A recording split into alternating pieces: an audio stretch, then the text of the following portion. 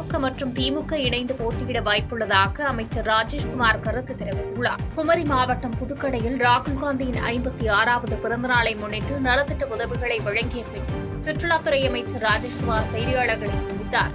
அப்போது பேசிய அவர், தேர்தல் முடிந்த பிறகு திமுக மற்றும் அதிமுகவினர் மறைமுகமாக பேசிய விஷயங்களை அதிமுகவினரை ஒப்புக்கொண்டுள்ளதால் வரும் தேர்தலில் அவர்கள் கூட்டணி வைக்க வாய்ப்புள்ளதாக கூறினார்.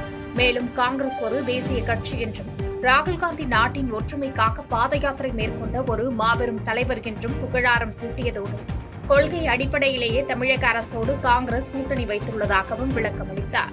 அதுதான் தேர்தல் முடிஞ்சவொன்னே மறைமுகமா என்னென்ன பேசினாங்கன்னு ஏடிஎம்கேல இருக்கக்கூடிய தலைவர்களே சொல்லியிருக்காங்க. அதுதான் அதுக்கு காரணம். எதிர்கட்சி தலைவர் உதயநிதி ஸ்டாலின் கொடுத்த திருத்தத்தை எந்த ஒரு வெளிப்படையா சொல்லாம சட்டமன்றத்தில் ஏற்றுக்கொண்டது சட்டமன்றத்தில் அதாவது எதிர்கட்சி தலைவர் அடிஷனலா, அதாவது அரசினர் தனி தீர்மானத்தை முன்மொழிஞ்ச போது அந்த அணையினுடைய இதில் ஒரு சரத்தை சேர்க்க சொன்னார்.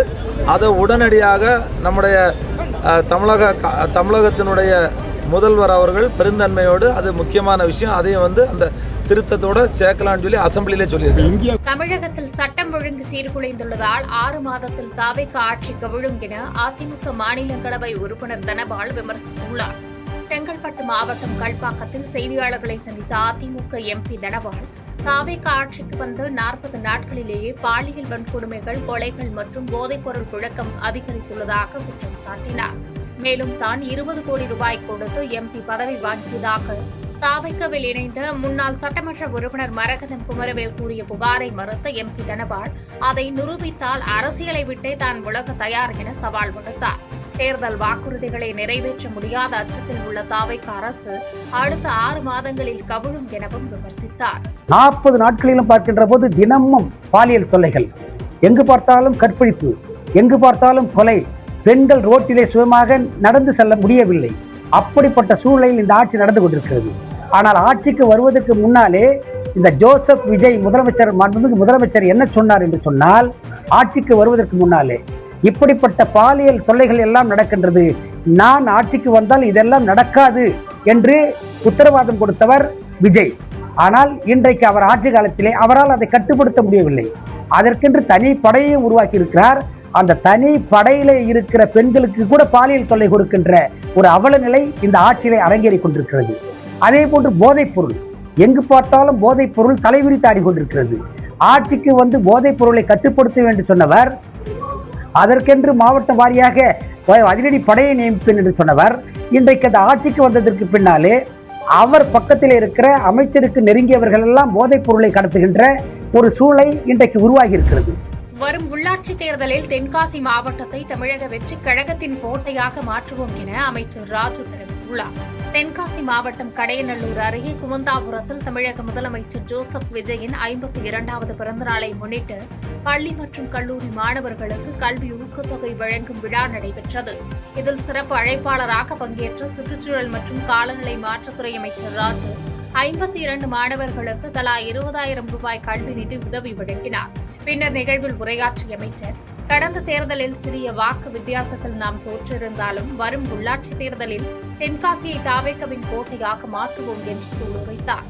மேலும் மாணவர்கள் ஏஐ போன்ற புதிய நவீன படிப்புகளை தேர்வு செய்து லட்சியத்தோடு படிக்க வேண்டும் என அமைச்சர் அறிவுறுத்தினார். தென்காசி சாம்பவர் வடகரை அருகே 3 வாகனங்கள் அடுத்தடுத்து மோதிக்கொண்ட விபத்தில் ஆட்டோ ஓட்டுநர் மற்றும் விவசாயி உட்பட 2 சம்பவ இடத்திலேயே உயிரிழந்தனர்.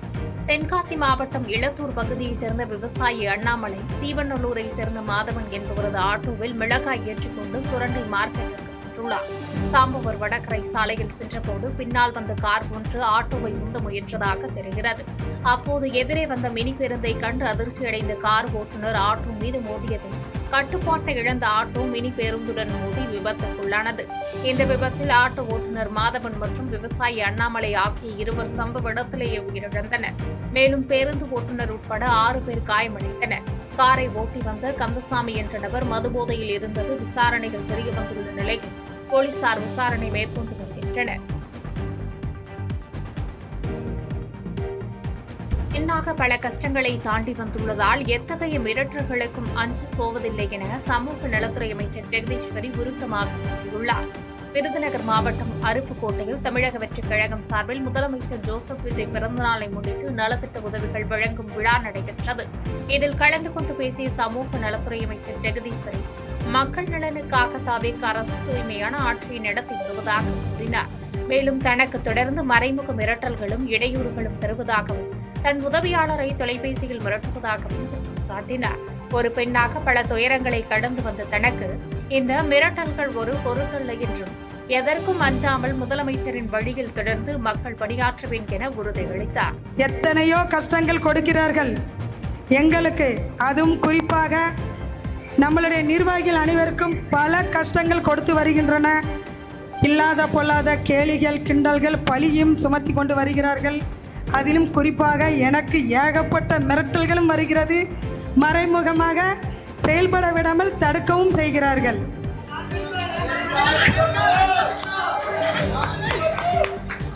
அதாவது நம்ம கையை கொண்டு நம்ம கண்ணே குத்த ட்ரை பண்ணுறாங்க. நம்ம கையின்னு நமக்கு தெரியாதுன்னு நினைக்கிறாங்க.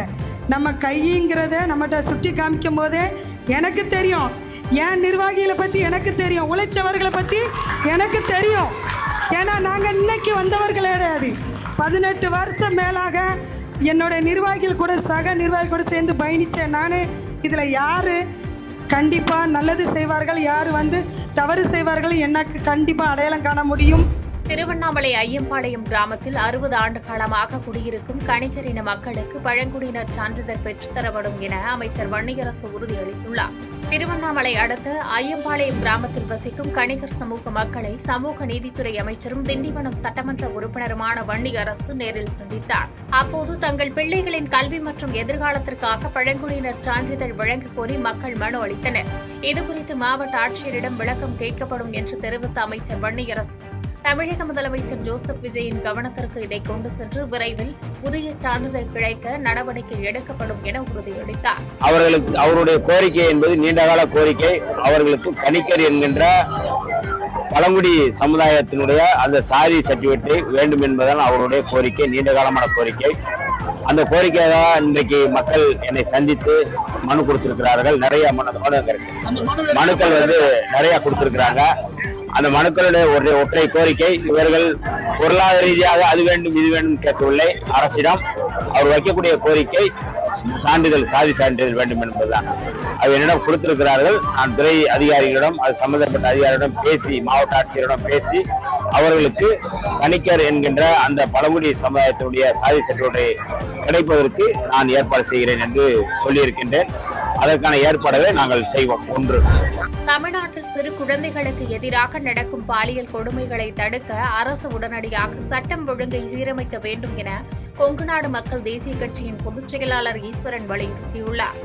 கோவை மாவட்டம் பொள்ளாச்சியில் கொங்குநாடு மக்கள் தேசிய கட்சியின் மாநில பொதுக்குழு கூட்டம் நடைபெற்றது. இக்கூட்டத்திற்கு பின் செய்தியாளர்களிடம் பேசிய கட்சியின் பொதுச் செயலாளர் ஈஸ்வரன், திமுக கூட்டணியில் இருந்து சில கட்சிகள் தற்போது தடுமாறி வருவதாக விமர்சித்தார். மேலும் தமிழகத்தில் தற்போது நிலவி வரும் பாலியல் சம்பவங்கள் மற்றும் சட்டம் ஒழுங்கு சீர்குலைவு மிகுந்த வேதனை அளிப்பதாக கூறிய ஈஸ்வரன், குறிப்பாக சிறு குழந்தைகள் பாலியல் வன்கொடுமைக்கு ஆளாவதை தமிழக அரசு உடனடியாக இரும்பு கரம் கொண்டு அடக்க வேண்டும் என்றும் சட்டம் ஒழுங்கு நடவடிக்கைக்கு முன்னுரிமை அளிக்க வேண்டும் என கேட்டுக் கொண்டார். அடுத்து என்னன்னா, ஆளுங்கட்சி நிர்வாகிகளே பல இடங்களில் அதில் இன்வால்வ் ஆகியிருக்கிறது. மக்கள் மத்தியிலே மிகப்பெரிய வேதனையாக இருக்கிறது. சட்டம் ஒழுங்கை உடனடியாக சரி செய்ய வேண்டும். இது போன்ற நிகழ்வுகள் நடக்கக்கூடாது. அந்த நடவடிக்கைகளை உடனே மேற்கொண்டு மக்களை காப்பாற்ற வேண்டும் என்பதுதான் நம்முடைய கோரிக்கையாக இருக்கிறது. ஆனால் மற்ற விஷயங்கள் எப்போதும் பேசிக்கலாம். வளர்ச்சி திட்டங்கள் அல்லது சமூக நலத்திட்டங்கள் அதையெல்லாம் செயல்படுத்துறது பற்றி எப்போதும் பேசலாம்.